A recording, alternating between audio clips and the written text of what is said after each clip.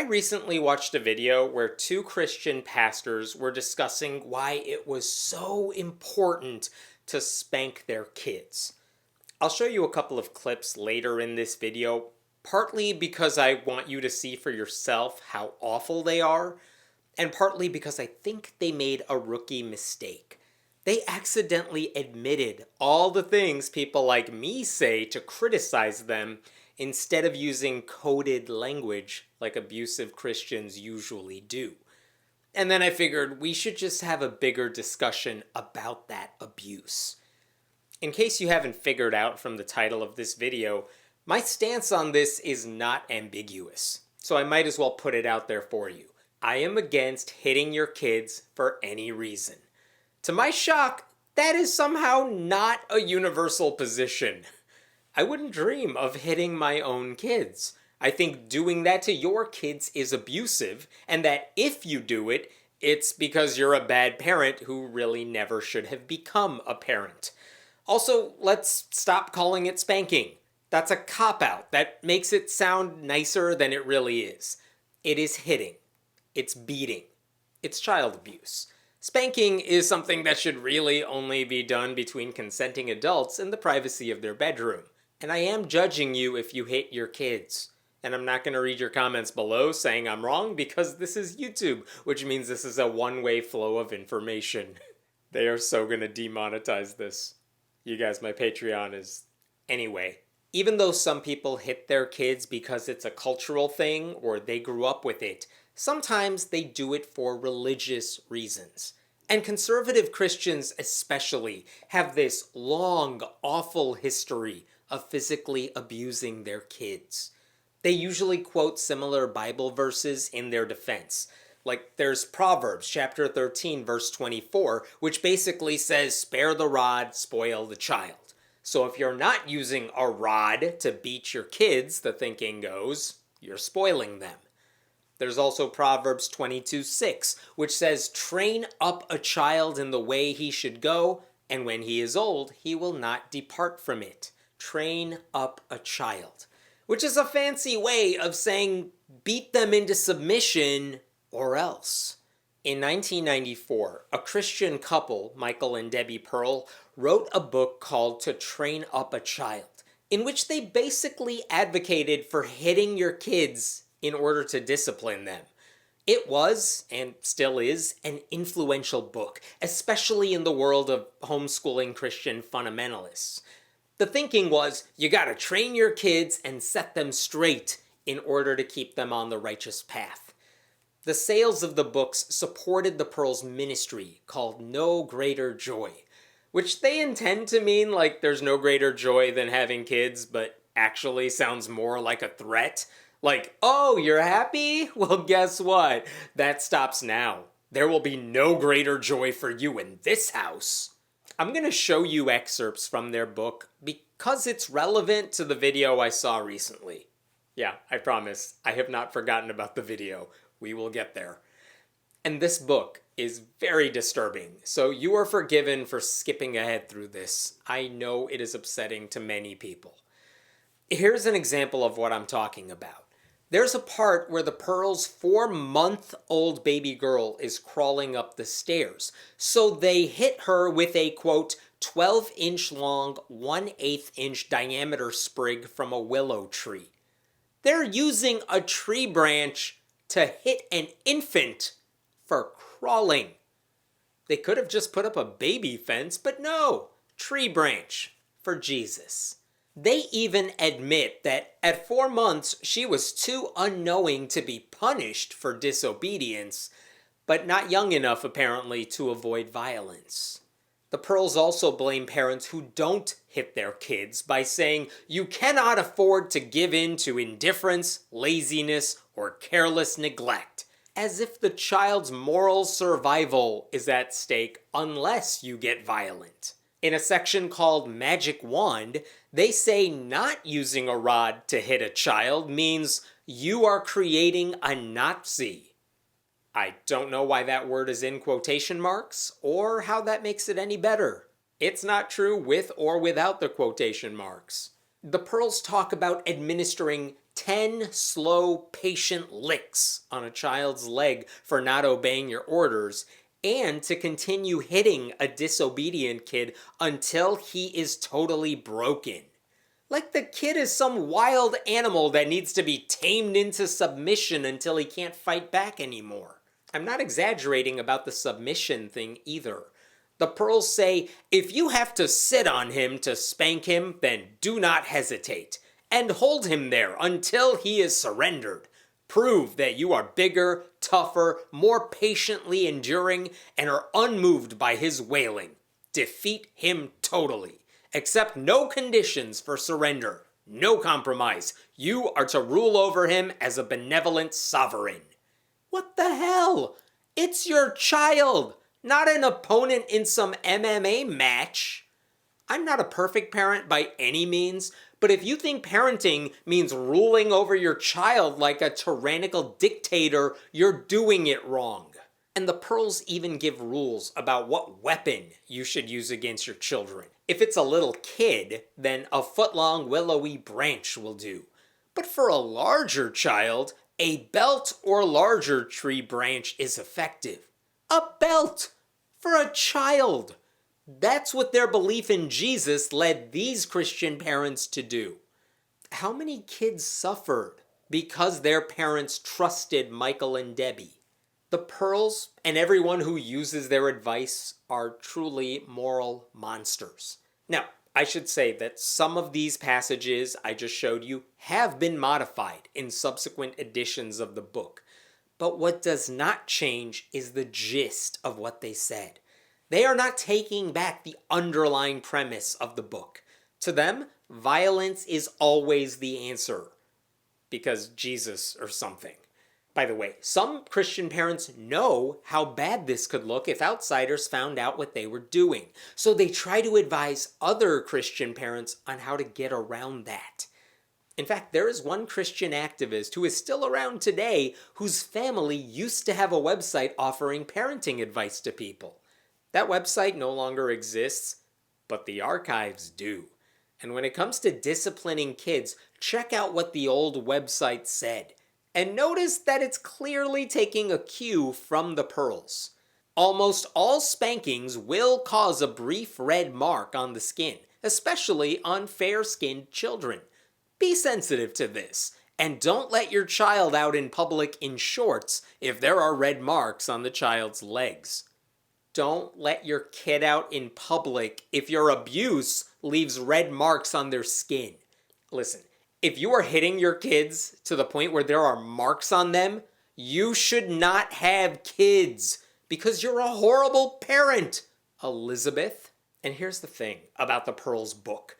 They've always insisted that they oppose abuse. They claim there's a difference between the disciplinary methods that they're advocating and violence. But sometimes parents have taken their advice and their kids have paid the price for it. They have physically suffered, and sometimes the kids have died.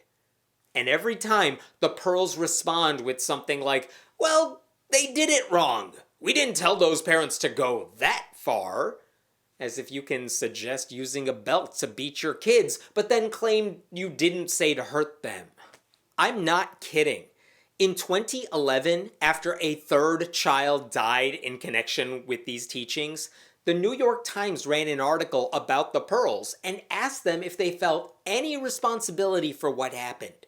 Spoiler, they did not.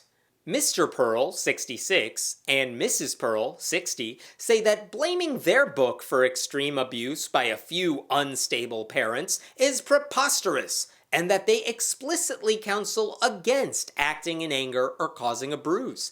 They say that their methods, properly used, yield peace and happy teenagers. If you find a 12-step book in an alcoholic's house, you wouldn't blame the book, Mr. Pearl said in an interview. But when your whole message is that you have to beat kids into submission, no compromise, you can't pretend to be surprised when strangers take your advice literally. And it's not hard to imagine how this works in practice. What happens when some parents hit their kids and their kids still don't listen? Because they're kids and that's what happens. The abusive parents don't react by saying, well, I guess spanking doesn't work. I should try something else now. No.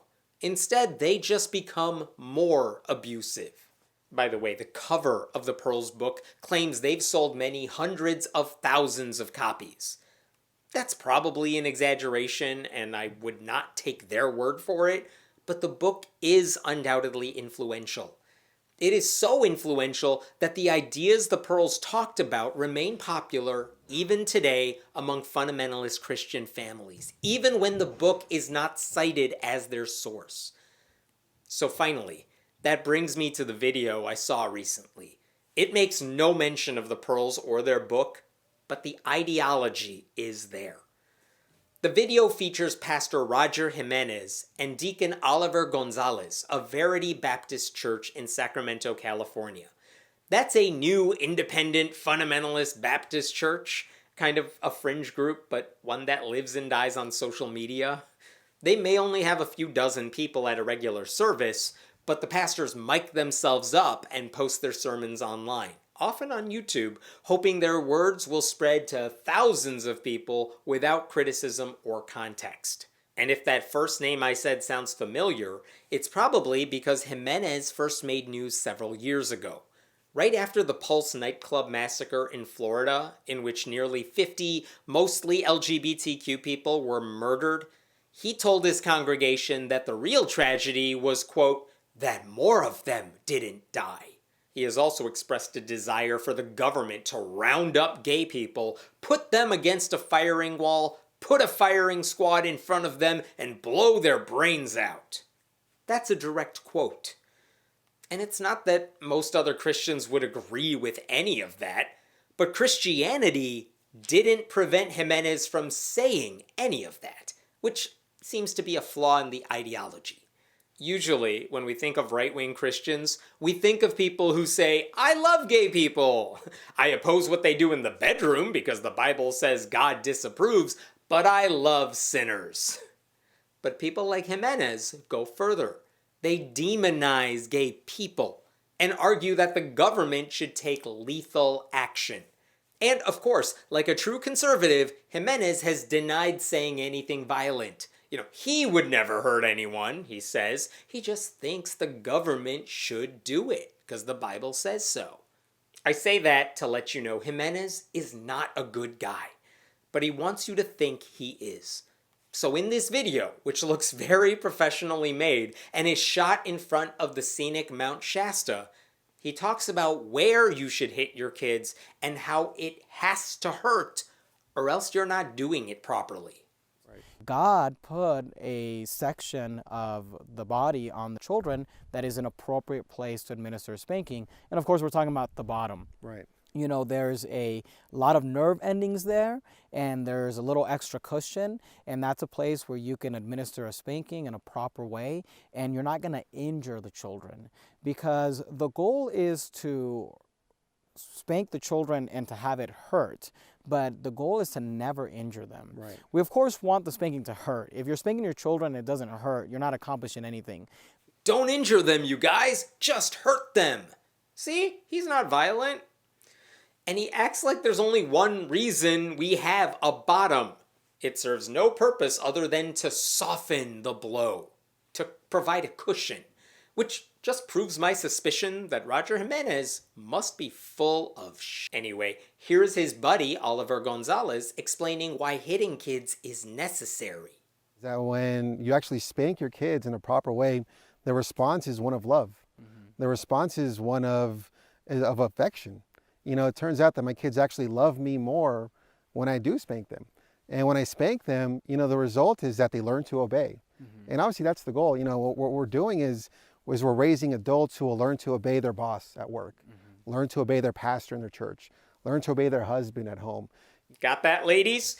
You need to be hit as kids, because how else will you learn to be subservient to your future husband? It's always about obedience and misogyny with these people. And here's the thing. These guys are admitting their goal is to hurt their kids. That's a useful soundbite right there. You don't usually hear that out loud. They want to hurt their kids so the kids grow up to obey their bosses and pastors and husbands and not their wives, because that would be blasphemy. They say their kids will grow up to love them for it, when, at least anecdotally, plenty of kids will learn to just say whatever their parents want to hear in order to avoid the abuse. That is not love. That's a coping mechanism. And many of those kids will grow up to resent their parents or not want to have a close relationship with those parents, or at least talk smack about them behind their backs. Some of them take pride, rightfully so, in how they've been able to break the cycle of abuse with their own children, which is incredible. Again, not everyone feels like this. Michael and Debbie Pearl's own children have frequently talked about how they appreciate the way they were raised and how they don't consider their parents' ideas abusive in any way. But you know what? It doesn't matter what they think. There will always be people who defend hitting kids, and they always say something like, "I was spanked as a child and I turned out just fine." And the truth is, no, you didn't. You grew up to be the kind of person who justifies hitting kids. You are not fine. And also, you know who else can turn out fine? People who don't get abused. And if that's the case, why not choose that option? The fact is, if you have to justify hurting your kids, and you have to explain the differences between spank and beat and abuse, and you try to convince strangers that their kids will undoubtedly love them as a result of this, maybe you are just a horrible parent. Jimenez and Gonzalez say they are just following God's advice.